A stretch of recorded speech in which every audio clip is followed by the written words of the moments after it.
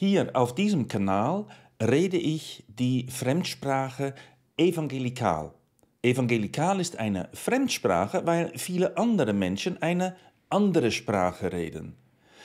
Evangelikal ist nicht eine bestimmte Kirche, es ist ein Glaubensverständnis mit gewissen Merkmalen und dieses Glaubensverständnis ist vor allem in Freikirchen, aber nicht nur dort anwesend. Es ist also nicht eine bestimmte Kirche, es ist ein Glaubensverständnis und dieses Glaubensverständnis prägt ganz viele Gemeinschaften und Freikirchen und auch ich habe lange Zeit in diesen Gemeinschaften verbracht, aber eben nicht nur da. Und heute kann ich die Fremdsprache evangelikal reden, aber bin ich dadurch evangelikal?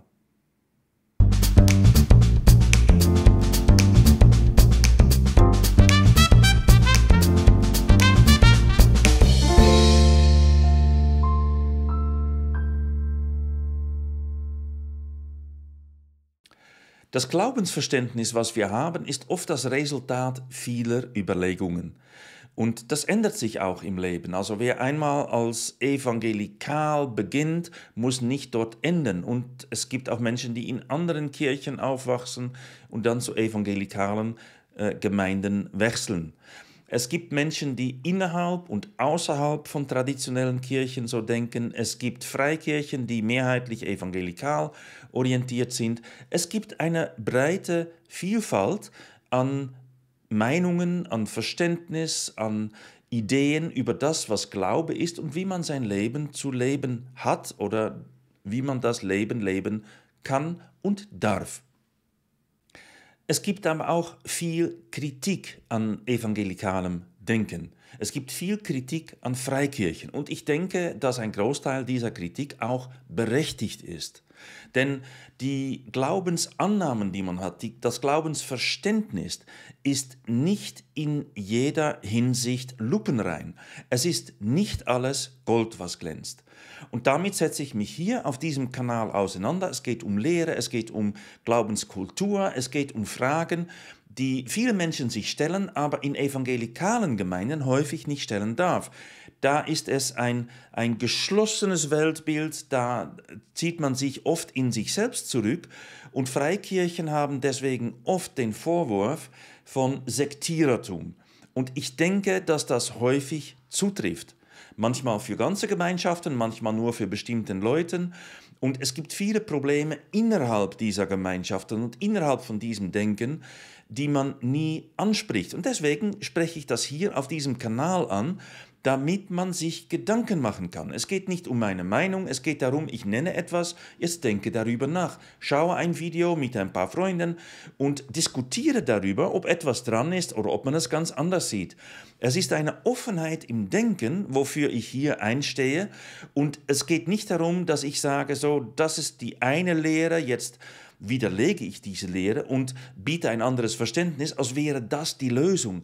Denn dann bleibe ich immer noch in dem schmalen, engen evangelikalen Denken. Und viele Leute in den Kommentarspalten unter den Videos versuchen auch, gegen mich zu wittern, mich zu verketzern, weiß ich was, weil sie selbst ganz fest in diesen Schwarz-Weiß-Denken gefangen sind und meinen, dass ich einfach etwas sage, das nicht sein darf, das falsch ist, das nicht biblisch ist. Und jetzt werden wir solche Ideen, so eine Glaubenshaltung einmal ein bisschen auseinandernehmen.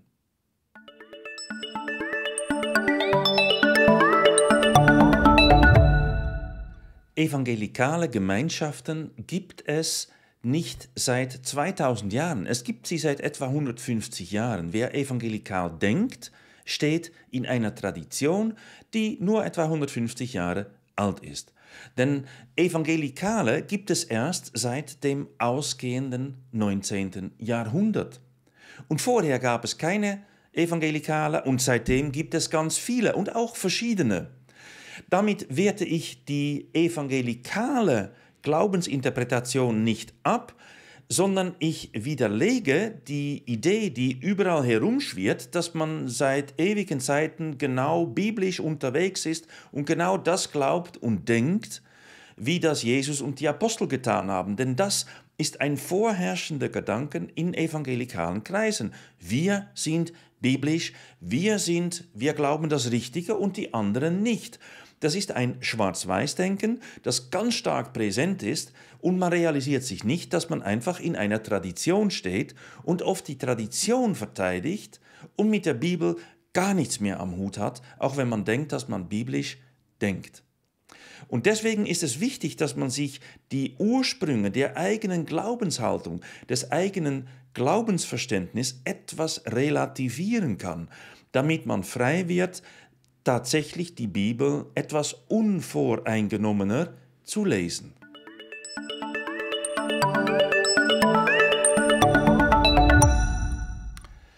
Reden wir jetzt von positiven Merkmalen vom Evangelikalismus. Jede Kultur, auch der Evangelikalismus, beginnt mit einem ganz positiven Erkennen und das wurzelt in der Zeit, worin das entsteht und ist häufig eine Reaktion auf andere Sachen, die gleichzeitig dazu mal eine Rolle spielten. Also man entwickelt wie eine neue Art von Gemeinschaft, weil im Kontrast zu dem, was man sonst erlebt hat, etwas positiv wie neu erkannt hat. Und beim Evangelismus, bei evangelikalen Gedanken, beim evangelikalen Glaubensverständnis wurzeln diese Sachen in der Situation vom 19. Jahrhundert und bauen auch darauf, dass man dazu mal Werkzeuge entwickelt hat, die ein Bibelstudium erstmals für Laien zugänglich machten, also Konkordanzen und anderen Sachen. Und man hat angefangen, die Bibel zu studieren, ist zu neuen Annahmen gekommen, hat sich befreit, sich zusammengetan und eine neue Art von Gemeinschaft begonnen. Und das hat sich entwickelt und das läuft bis heute weiter. 3 Merkmale. Der erste Merkmal ist ein persönlicher Glaubensbezug. Der persönliche Glaubensbezug ist außerordentlich wichtig. Das heißt, nur du selbst kannst glauben, niemand kann für dich glauben, der Pfarrer nicht.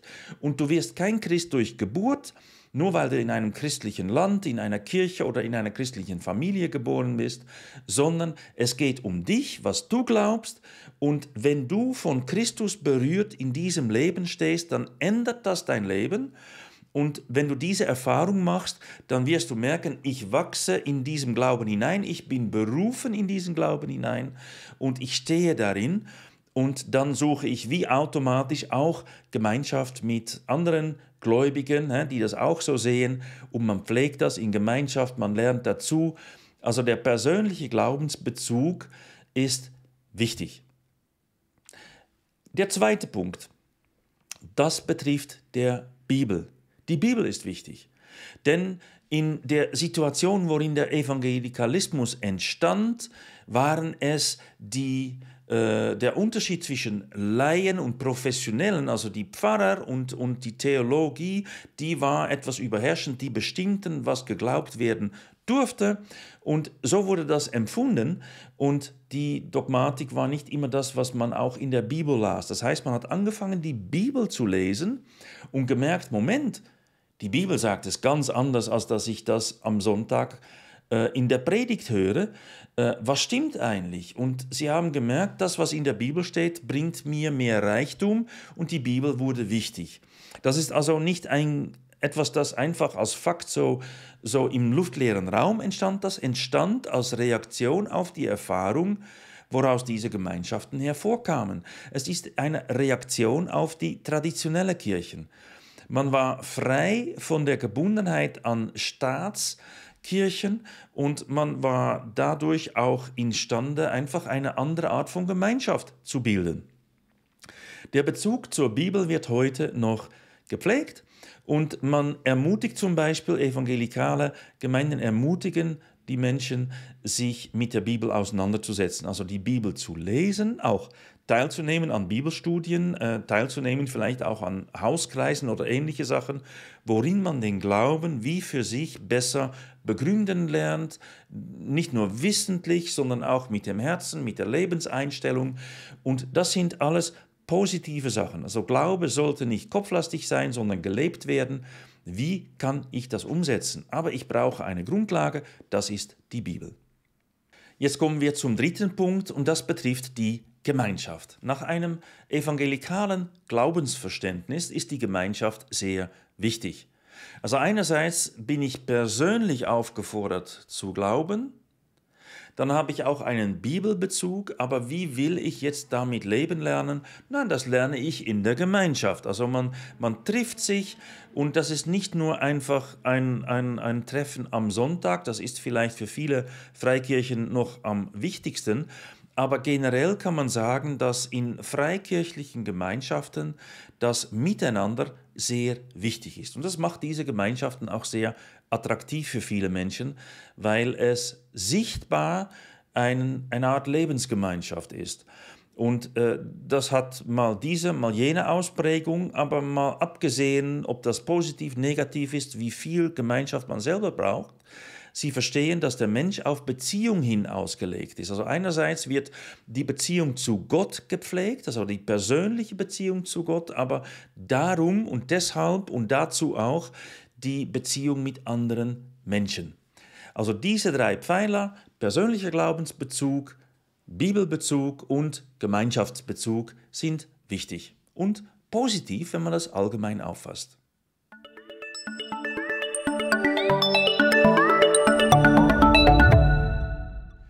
Schauen wir jetzt die gleichen Merkmale etwas kritischer an. Denn alle diese drei positive Sachen, die haben auch eine Kehrseite, worüber in evangelikalen Kreisen nicht so viel geredet wird. Und selbstkritisch wäre hier angebracht. Und ich nenne das, damit auch eine Stimme entsteht für Menschen, die sich davon abwenden, weil sie sagen, es geht nicht weiter. Also reden wir über diese drei Dinge. Als erster Punkt wird der persönliche Glaubensbezug genannt und da ist es persönlich, das ist ja gut, weil es sollte ja dich und mich betreffen, aber in der Lehre wirst du selbst zum alles beherrschenden Punkt. Also dein Glaube ist wichtig. Du musst glauben. Wenn du nämlich nicht glaubst, dann landest du in der Hölle. Also das Bild von Gott ist so, dass Gott ein Verfalldatum auf seine Liebe hat, nämlich dann, wenn du stirbst, dann hast du entweder das Richtige gemacht und hast an Jesus geglaubt und Jesus in dein Leben aufgenommen, und wenn das nicht der Fall ist, dann kannst du dich nicht mehr entscheiden und dann verfällt die Liebe Gottes und dann ist Gott nur noch ein rachsüchtiger Gott, der nach der Lehre der Evangelikalen dann zu einem Gerechtigkeitswahn verpflichtet ist, weil er muss ja gerecht sein. Und dann wird der Mensch in die Hölle geworfen, dort am Leben erhalten und auf ewig gepeinigt. Wer macht das? Gott macht das.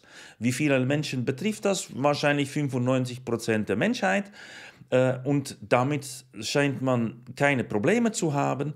Aber was das für eine Folge hat, solche Ideen von Himmel und Hölle und du musst und du musst und du musst und das hängt von dir ab, das ist gigantisch. Die Folgen sind negativ. Das heißt, Menschen werden durch Höllevorstellungen und durch Angstzustände, durch seltsame Gottesbilder oft ein Leben lang geschädigt. Der Druck, der auf den Menschen landet, selbst zu glauben, führt zu sehr viel Unsicherheit. Das ist keine Frohbotschaft, das ist eine Drohbotschaft. Das Evangelium, das Neue Testament spricht davon, dass Gottes Gerechtigkeit am Kreuz erreicht wird und jetzt dir gilt. Da ist es Gott, der etwas macht. Aber in evangelikalen Glaubensvorstellungen musst du etwas machen. Und das wird hochproblematisch. Die Fokussierung ist auf den Menschen. Die Lehre ist dadurch anthropozentrisch. Es hängt alles vom Mensch ab. Und wenn du nichts machst, ist Gott leider machtlos. Also evangelikale Gottesvorstellungen haben einen machtlosen Gott, weil Gott von deinem Tun abhängig ist. Du bist mächtiger oder mindestens so wichtig wie Gott. Gott macht in der Rettung, in seiner Zuwendung bloß ein Halbfabrikat und du musst es fertig machen, sonst funktioniert es nicht. Also Glaube, deine Anstrengung, das wird zu einem Werk. In evangelikalem Denken ist Glaube zu einem Werk, zu einer Leistung verkommen. Und du musst diese Anzahlung leisten, damit Gott dir einfach das gibt, was du durch deinen Glauben verdient hast, nämlich die Rettung, die Zugehörigkeit und all das auch. Und das ist noch aus einem weiteren Grund sehr problematisch, weil dieser persönliche Glaubensbezug, der übersteigert wird, die zu einer persönlichen Verantwortung für die Ewigkeit gilt, die muss sich auch in einer Zustimmung zu dieser Lehre äußern, damit man in der Gemeinschaft aufgenommen wird. Das heißt, wenn ich nicht mache, wenn ich Zweifel habe, werde ich einfach ermutigt. Wenn ich keine Heilsgewissheit habe, das ist ein typischer Begriff, der auftaucht in evangelikalen Kreisen. Heilsgewissheit, das ist eigentlich, wenn man sich ungewiss fühlt. Also die Heilsungewissheit ist das Thema, nicht die Heilsgewissheit. Die Ungewissheit ist ein Thema, weil Gott unberechenbar ist und alles von dir abhängt. Und deswegen sind viele Menschen verunsichert, ob sie es richtig machen, ob sie es gut machen. Und das wird zu einem gigantischen Problem in evangelikaler Theologie. Das ist der erste Punkt, die negative Seite. Der zweite Punkt, die Bibel. Die Bibel in evangelikalem Denken wird vergöttlicht. Da gibt es die Lehre der Verbalinspiration, die kommt aus dem 17. Jahrhundert. Dann gibt es die Idee, dass das Wort Gottes geglaubt werden muss. Also die Bibel ist das Wort Gottes. Und das wird in eine bestimmte Art ausgelegt, nämlich das ist wie von Gott diktiert. Also jeder Buchstabe, alles ist von Gottes Geist durchdrängt und eigentlich genauso gewollt. Das ist ein bisschen problematisch, weil es verschiedene Handschriften gibt natürlich, mit minimalen Abweichungen zwar, aber trotzdem Abweichungen. Und man kommt zu einer fast mechanischen Auffassung der Bibel. Und das ist ein Problem. Denn die Bibel kann Gottes Wort sein, aber auf verschiedene Arten. Und in der evangelikalen Lehre, und da gibt es natürlich auch wieder Unterschiede, aber da ist das Wort Gottes wie diktiert. Da muss ich mich dran halten. Und zwar so daran halten, dass es exakt so ist. Und was man nicht versteht, ist, dass die angestrebte Bibeltreue, worüber man gerne spricht, man spricht von, das ist biblisch, das ist bibeltreu. Die Bibeltreue ist, wenn man das auf den Grund geht, nichts anderes als Linientreue. Denn es geht um eine Zustimmung zu den Lehren der Gemeinschaft. Und diese Zustimmung ist ein echtes Problem, weil man sagt, dass etwas bibeltreu ist, auch dann, wenn etwas in der Bibel mit keinem Wort erwähnt ist. Wenn man zum Beispiel irgendwelche Gedanken über die Ehe oder über etwas anderes hat, dann denkt man von der heutigen Zeit aus und berücksichtigt häufig nicht, wie das in der Bibel selbst beschrieben ist. Man spricht von Sachen, die in der Bibel mit keinem Wort erwähnt werden, wie zum Beispiel die Hölle. Das heißt, die Bibeltreue wird missbraucht dazu, nur das auszusagen, was die eigene Lehre der eigenen Gemeinschaft sagt. Also die Linientreue ist das, was ausgedrückt wird mit dem Wort Bibeltreue.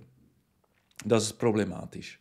Jetzt kommen wir zum dritten Punkt, das betrifft die Gemeinschaft. Gibt es auch negative Punkte bei der Gemeinschaft? Und ja, die gibt es. Denn die Gemeinschaft, wie offen und liebevoll sie im ersten Moment auch erscheint, und man wird nicht selten durch eine Art Lovebombing in die Gemeinde hineingezogen. Das ist auch zum Beispiel bei vielen Sekten so. Man wird durch Lovebombing, durch ein Überschütten mit Liebe und mit Verständnis, wird man in die Gemeinschaft hineingezogen.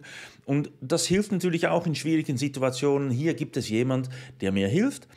Das kann mit der Zeit dann verflachen. Und das ist einfach eine Methodik, einfach die Leute dann einfach auch für die Gemeinschaft warm zu machen. Und ist man in der Gemeinde, dann wird auch Gleichschaltung, Konformität gefordert.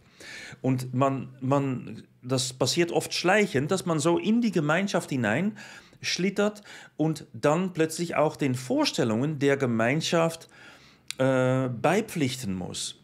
Und wenn man sagt, ja, ich bin ja gern mit diesen Menschen unterwegs, dann wird man das annehmen. Also diese Gemeinschaft, die ein grundmenschliches, gutes Bedürfnis von Begegnung ermöglichen soll, ist auch ein Mittel zur Gleichschaltung und zum Gefügigmachen. Und das ist dann da, wo es in Richtung einer Sekte sich bewegt, wenn alle Menschen gleichgeschaltet werden müssen. Und es gibt keine Struktur in den meisten Kirchen und Freikirchen, diese Gleichschaltung, diese Überherrschung, diese Bestimmung des Glaubens, des Verhaltens und all diese Sachen mehr ein Halt zuzurufen. Es gibt nämlich, und das ist, denke ich, ein Problem vieler Freikirchen und ebenso der traditionellen Kirchen, dass es eine führende Oberschicht gibt. Das sind die Pastoren, das ist die Leitung, das sind die Leute, die bezahlt werden. Und die anderen Leute, die bezahlen. Und dieses Gefüge, diese Kirche 1.0 nenne ich das mal, dieses System ist, denke ich, hat seinen Zenit überschritten und wird einmal ersetzt werden müssen, einfach weil die Leute aus den Kirchen rausgehen. Diese Art von Gemeinschaft ist nicht tragfähig. Aber je enger die Gemeinschaft gestrickt wird, desto schwieriger ist es für Menschen, da rauszugehen. Das heißt, der Druck, der finanzielle Druck führt wahrscheinlich zu einer Verfestigung sektiererischer Strukturen, weil damit das Geld erhalten bleibt.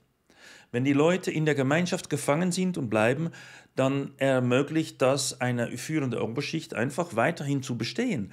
Und es ist auch ein Problem, wenn Menschen durch Lovebombing und anderes in die Gemeinschaft hineingezogen werden und nicht einfach durch aufrichtiges, authentisches Christsein, dann bleiben diese Gemeinschaften als spezielles Konstrukt bestehen, die vielleicht auch von narzisstisch geprägten Strukturen und Personen geführt werden. Das habe ich immer wieder gesehen, da gibt es einen Pastorenkult, das berichten auch immer wieder Leute, auch in den Kommentaren zu den Videos und so, Pastorenkult, in E-Mails, die ich erhalte. Es gibt einen Pastorenkult und die Pastoren, die werden einfach auf die Linie der Gemeinschaft bleiben, weil wenn sie davon abweichen, zum Beispiel sie müssen die Hölle predigen und dürfen nicht abweichen, weil dann, wenn sie abweichen und sagen würden, die Hölle, die gibt es nicht in der Bibel, dann passen sie nicht mehr in das Gemeindeverständnis. Also die Gemeinschaft, die Art der Gemeinschaft ist ganz stark mit bestimmten Lehrvorstellungen verknüpft und mit einer Zustimmung zu diesen Lehrvorstellungen. Und der Druck von der Gemeinschaft auf einzelne Personen ist besonders hoch, genau da drin zu bleiben, auf Pastoren ebenso wie auf Gemeindemitglieder. Denn wenn man da aussteigen will, dann wird man verketzert, da wird man ausgeschlossen, dann verliert man vielleicht den Job, dann unzählige Sachen passieren, weil man dann nicht mehr in das Konzept der Gemeinde und der Gemeinschaft passt. Und dieses Konzept der Gemeinschaft ist deswegen ein zweischneidiges Schwert, wie auch die anderen Sachen.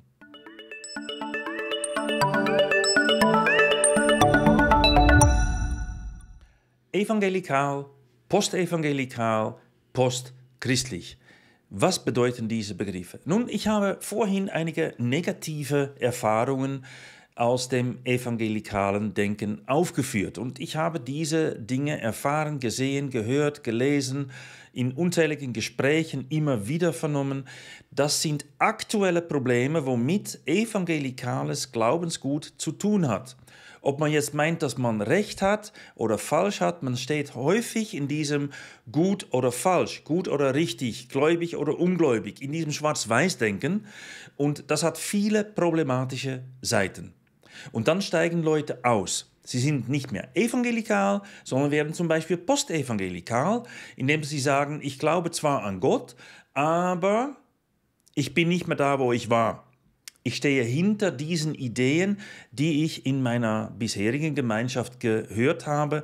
Ich vertraue die Aussagen nicht mehr, ich muss mich da distanzieren. Es ist nicht möglich, dass ich die Bibel weiterhin so lese. Das habe ich aus einer bestimmten Art entlarvt und es hat nichts vielleicht mit der Bibel selbst zu tun oder ich habe anderes gehört oder ich kann einfach nicht mehr in dieser Enge des Denkens leben und glauben. Und wenn das so ist, dann steigen Leute aus, werden zum Beispiel postevangelikal. Andere, die steigen aus und sagen, ich will mit Glaubensfragen nichts mehr zu tun haben, sie werden postchristlich. Sie sind kein Christ mehr. Vielleicht werden sie Buddhist, vielleicht werden sie irgendwas anderes. Aber sie haben Abschied genommen von diesen absoluten Ansprüchen und sagen, das ist inhärent an Glaube. Glaube muss absolut sein, ist absolut wahr oder absolut unwahr. Und ich denke jetzt nicht mehr, dass es wahr ist, also ist es unwahr.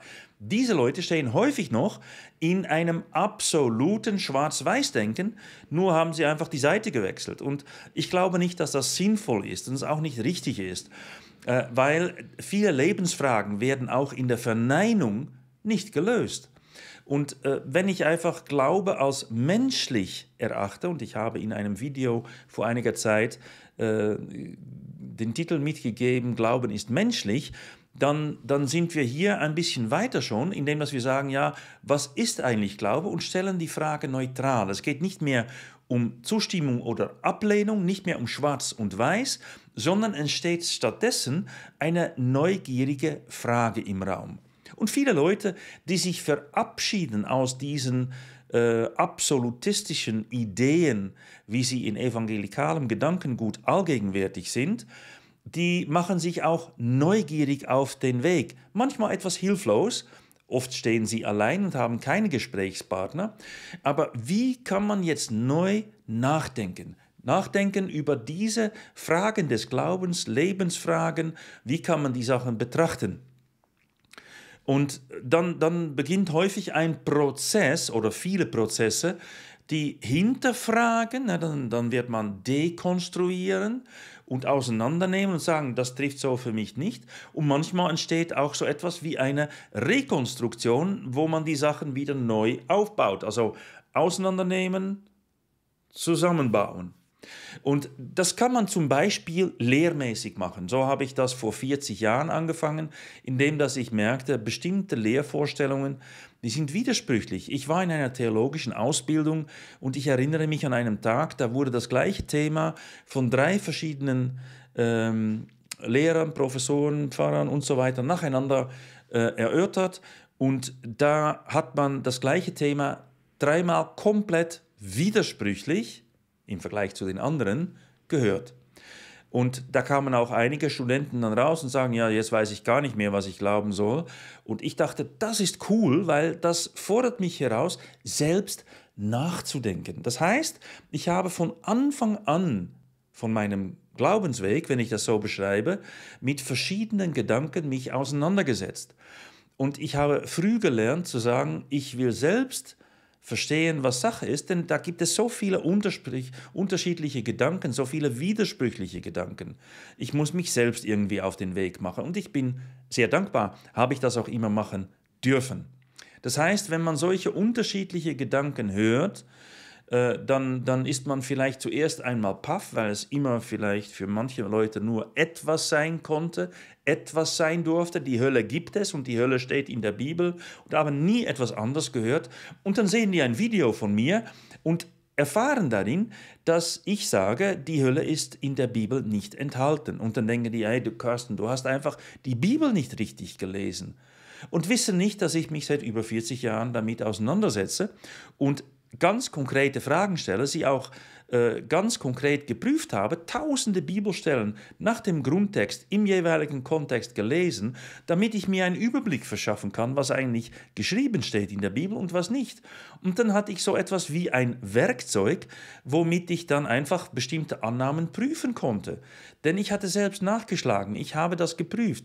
Es gibt natürlich nicht nur heute ein Kanal wie Kernbeißer zum Beispiel, sondern es gibt viele andere Leute, die schon längstens und lange vor mir all diese Sachen genannt haben. Ich versuche es hier einfach auf eine Art zu formulieren, die bei heutigen Menschen ankommt. Und das gelingt mir wahrscheinlich auch nur für bestimmte Altersgruppen und so und nur für Leute, die zum Beispiel auch evangelikal reden, wie ich das hier rede.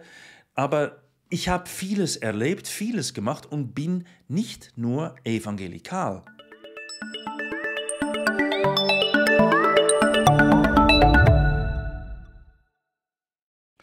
Meine Zielgruppe hier auf diesem Kanal ist klar fokussiert. Ich richte mich an Evangelikale, ich richte mich an Postevangelikale und ich richte mich an Leute, die einfach mal gerne wissen möchten, was denn Evangelikale so denken. Aber ich mache das nicht in jedem Video offensichtlich, denn ich rede hier evangelikal. Ich nutze hier die Fremdsprache evangelikal. Und weshalb tue ich? Weil das evangelikale Denken weitgehend schwarz-weiß ist. Schwarz-weiß ist gut und falsch, richtig und falsch, Gott und Satan. Und weil das so extrem ist, kann ich nicht in eine andere Ton, in eine andere Art reden, sondern ich muss irgendwie die Sprache der Evangelikalen sprechen, damit ich überhaupt ankomme, damit ich zu den Weißen, zu den Guten gehöre. Und zwar bin ich kritisch, aber ich rede auf eine Art, die man versteht. Das ist der Grund, dass ich so rede. Das sagt nichts darüber aus, ob ich evangelikal bin oder nicht bin. Ich rede evangelikal und ich komme noch darauf zu sprechen, warum das so unterschiedlich sein kann. Das ist nicht, dass ich mich verstelle, sondern das evangelikale Denken gehört zu meiner Geschichte und deswegen kann ich diese Sprache reden. Aber es ist ein Vorteil, den ich jetzt nutzen kann, bestimmte Leute zu erreichen, die auf andere Art mit anderen Gedanken nicht erreichbar sind. Was ich möchte, ist nicht, dass du jetzt vom einen Lehrgebäude in ein anderes Lehrgebäude wechselt, auch wenn das ein Fortschritt heißen kann. Ich kann zum Beispiel erklären, dass die Hölle in der Bibel nicht vorkommt und warum das so ist. Ich kann das wirklich Schritt für Schritt und anhand von Bibelstellen aufzeigen, was mit den verschiedenen Begriffen, die mal mit Hölle, mal mit etwas anderem übersetzt werden, keine Hölle gemeint ist. Denn die Idee einer Hölle findet keine Entsprechung in der Bibel. Es gibt nicht ein Wort im Grundtext, weder im Hebräischen noch im Griechischen, was korrekt mit Hölle und mit allen Ideen, die darüber gelten, zusammengebracht werden kann. Es gibt es nicht. Natürlich stehen Wörter da, aber die Wörter heißen etwas anderes, bedeuten etwas anderes. Und wenn ich das anhand der Bibel aufzeige, sind Evangelikale dafür eher empfänglich, als wenn ich sage, es gibt keine Hölle und dann nichts mehr sage. Sondern ich kann aufzeigen, ich rede evangelikalisch, ich rede die Sprache, die Fremdsprache evangelikal, damit ich etwas aufzeigen kann. Aber geht es jetzt um diese andere Lehre? Nein. Es geht nie um die andere Lehre. Ich will nicht, dass du denkst, du müsstest glauben, wie ich es glaube, dass ich es richtig habe und du falsch liegst oder so. Darum geht es gar nicht. Es geht darum, dass du und ich, dass wir, dass die Gemeinde, dass die Menschen, die nachdenken, die im Glauben stehen möchten, in die Freiheit von Christus hinausgeführt werden, dass sie ihr Gottesbild überdenken und auch hinterfragen dürfen, dass sie ihr Bibelverständnis überdenken und auch hinterfragen dürfen, dass sie im Glauben wachsen dürfen und darin auch Zweifel zulassen. Das ist wichtig. Das heißt, ich zeige, dass eine bestimmte Sicht nicht in der Bibel ist, obwohl sie als biblisch verkauft wird. Dann kann ich nur sagen, dir wurde einen Bären aufgebunden. Und dann binde ich den Bären los und zeige dir, schau, hier in dieser Umgebung sieht man noch was anderes. Und dann zeige ich auf biblische Zusammenhänge, damit du siehst, dass der Horizont breiter ist, dass es mehrere Optionen gibt. Und das heißt nicht, dass diese Option, die ich dann vorstelle, von dir gefolgt werden muss oder abgelehnt werden muss. Darum geht es gar nicht. Es geht darum, dass du erfährst und selbst nachdenken darfst, was denn eigentlich für dich gilt. Denn das ist das Wichtige, dass du selbst mit deinem Leben, mit deinem Glauben, mit deinem Gottvertrauen tun kannst, was du allein tun kannst. Und dafür sollte eine Gemeinschaft auch da sein, dass jeder in seinem eigenen Weg bestätigt wird. Und ja, man ist eine christliche Gemeinschaft. Natürlich wird es dann gewisse Ankerpunkte haben. Aber das heißt nicht, dass man nicht über alles einmal nachdenken möchte und das grundsätzlich positiv begegnet wird. Denn jeder kann den Glauben, den er hat, nur für sich selbst angesichts Gottes haben. Paulus in Römer 14, Vers 22. Also den Glauben, den man hat, kann man nur selbst haben. Ich kann nicht über anderen dessen Glauben bestimmen, ich kann nicht sagen, was du glauben musst. Man kann nur darlegen, was man selbst glaubt oder findet oder sagen, hey, jetzt habe ich hier etwas Gutes gehört, dort etwas Tolles gelesen und das kann ich teilen und vielleicht dient es auch jemand anderem. Und so ist das hier auch mit diesem Kanal.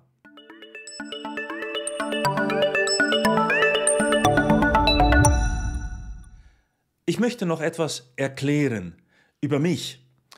damit man sieht, woher ich komme und warum ich nicht in Schwarz und Weiß aufteilen möchte. Ich sehe mich selbst als ein Wanderer zwischen Welten. Und damit bin ich kein Zeitreisender und bin ich nicht in Raumschiffen unterwegs oder so, sondern ich habe hier normal in meinem Leben, ich habe in verschiedenen Ländern gewohnt, ich rede mehrere Sprachen und deswegen war ich in verschiedenen Kulturen. Den größten Teil meines Lebens habe ich in der Schweiz verbracht und ich rede Schweizerdeutsch und deswegen bin ich aber noch kein Schweizer. Ich bin Niederländer von Geburt und heute wohne ich in den Niederlanden, mache aber trotzdem jetzt ein deutsches Video. Ich wohnte auch mal eine Zeit in Israel und habe so verschiedene Kulturen von innen her kennengelernt. Und wenn man das macht, nicht irgendwo in Urlaub ist zum Beispiel, sondern wirklich irgendwo wohnt und lebt, arbeitet, dann muss man sich in einer neuen Kultur, in einer neuen Umgebung bewahren. Und ich habe Ähnliches in verschiedenen theologischen Richtungen und Kirchen gemacht. Ich war nicht nur evangelikal und bin es heute auch nicht mehr. Nicht so, wie es sich viele Leute vorstellen. Ich habe bestimmte Lehren verlassen, ich habe aber auch viele Vorstellungen verlassen, die ich lange angehängt habe. Ich habe mich davon verabschiedet, oft in jahrelangen Prozessen, worin ich mir viele, viele Fragen gestellt habe, worin ich auch die Bibel mit neuen Augen lesen gelernt habe. Und dieses Wandern zwischen Welten, und jetzt rede ich mal einfach davon, dass man in verschiedenen Ländern gewohnt hat, das kann sich niemand vorstellen, der nicht selbst diese Erfahrung gemacht hat. Also wenn du nicht selbst in verschiedenen Ländern gewohnt hast, dich dort hast bewähren müssen, wenn du nicht in verschiedenen Kulturkreisen und Sprachen daheim bist, dann wirst du nicht verstehen, was das mit einem macht. Denn man wird ein anderer Mensch dadurch. Und dadurch, dass ich in Landeskirchen und Freikirchen und ohne Kirchen unterwegs war, hat das etwas mit mir gemacht. Ich wurde ein Wanderer zwischen Welten und konnte mich und kann mich heute noch hier wie dort einleben. Dadurch, dass ich in der Schweiz gewohnt habe, bin ich kein Schweizer. Dadurch, dass ich Englisch rede, bin ich kein Engländer oder Amerikaner oder nochmal was anderes. Ich bin, was ich bin, kann aber, weil ich mir das angeeignet habe, verschiedenen Fremdsprachen sprechen, darunter sogar evangelikal. Und so kann ich etwas in einer Sprache ausdrücken, damit anderen Menschen das verstehen und ich in dieser Sprache kommunizieren kann. Das ist das, was ich hier auf diesem Kanal mache. Ich werde den Evangelikalen wie ein Evangelikaler, damit ich zumindest einige retten möchte. Und es geht nicht darum, dass es um richtig und falsch geht, es geht darum, dass viele Menschen anstehen mit diesem evangelikalen Gedankengut. Und ich denke, es soll doch möglich sein, gesund und normal über die Bibel und über Glauben nachzudenken, differenziert darüber nachzudenken, damit man sich ein eigenes Bild bilden kann. Und das soll so etwas wie eine Lernkultur ermöglichen. In evangelikalen Kreisen gibt es keine Lernkultur, es gibt vorwiegend eine Lehrkultur. Das heißt, wie die Sachen sind, wird von oben herab diktiert und gelehrt, aber nicht gelernt. Und was ich bevorzuge, ist eine Lernkultur mit einem ergebnisoffenen Diskurs, worin man wichtige Fragen stellen kann und nicht abgelehnt wird. Und diese Verurteilung, die inhärent ist an viel evangelikalen Gedanken, die ist problematisch. Und ich breche das auf mit Mitteln, womit Evangelikale sich selbst brüsten. Nämlich, wir verstehen die Bibel, wir sind biblisch, wir sind bibeltreu. Und ich nehme diese Sachen auseinander und zeige, dass es nicht bibeltreu ist, dass man einfach nur linientreu ist, dass man in einer Tradition steht und dass die Gedanken, die man anhängt, überhaupt nichts mit der Bibel zu tun haben oder direkt in Widerspruch mit der Bibel stehen. Man hat also ein angenommenes Bild über die Welt, über wer Gott ist und wie man sich selbst darin bewegen darf und hat dieses verinnerlicht, das kann ich alles verstehen, aber dadurch ist es nicht richtig. Und diese Offenheit und diese Klarheit, die benötigt es, denn sobald es in Richtung Sektierertum abdriftet, und das habe ich immer wieder erlebt, wenn Menschen festlaufen in Gedanken, dann muss man hinterfragen lernen, um wieder frei zu kommen. Man muss schauen, was kann ich machen, wenn ich da festgelaufen bin, damit ich wieder in freiem, in offenem, in tiefem Wasser gelange, damit es mir wieder besser geht.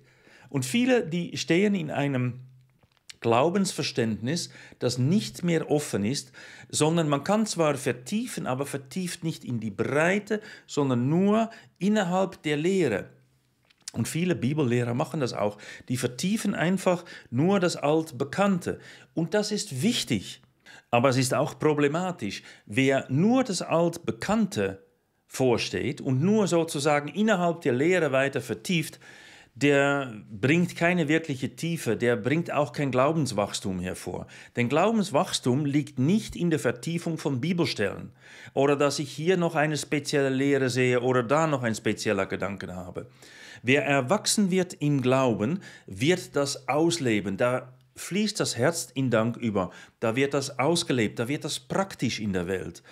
Ausgelebter Glauben in Dankbarkeit zu Gott, vielleicht auch mit einem neuen Verständnis, ist viel wichtiger als irgendwie eine Vertiefung in immer das Gleiche.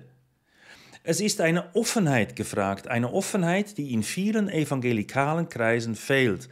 Und die Vertiefung, die muss auf mehrere Ebenen stattfinden und nicht nur im vermeintlich eigenen Denken allein. So ist es eine Aufgabe von Gemeinden, sich neu auszurichten, heute. Und es ist eine Aufgabe von Pastoren, sich die Welt neu vorzustellen, damit sie der Gemeinde vorgehen können.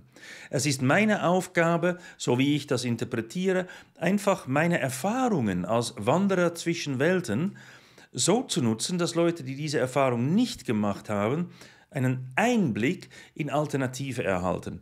Warum? Damit sie frei werden. Damit sie frei werden, auch anderes sich vorstellen zu können. Damit sie erfahren, dass man das darf. Damit man hören kann, dass es mehr gibt als nur dieses Himmel- und Hölle-Gedöse, was in der Bibel überhaupt nicht genannt ist, aber dort hineinprojiziert wurde und so das Leben von vielen Menschen auf Dauer geschädigt haben. Solche Ideen, die sind wichtig, weil es zu einer Gesundung kommen muss. Zu viele Leute wurden durch evangelikales Gedankengut für ein Leben lang geschädigt. Sie wurden traumatisiert und das passiert natürlich in der ganzen Welt auf 100.000 Arten, aber auch hier. Und ich denke, dass man hier ansetzen kann und sagen kann, aber heute, wie lebe und glaube ich heute? Wie können wir eine Gemeinschaft heute bilden? Wie kann man heute nachdenken über Kirche, über Freikirche, über Glaubensgemeinschaft, über theologische Fragen und wie breit kann man den Horizont machen? Ich hoffe, dass ich einfach ein kleiner Teil beitragen kann durch das Stellen vieler Fragen.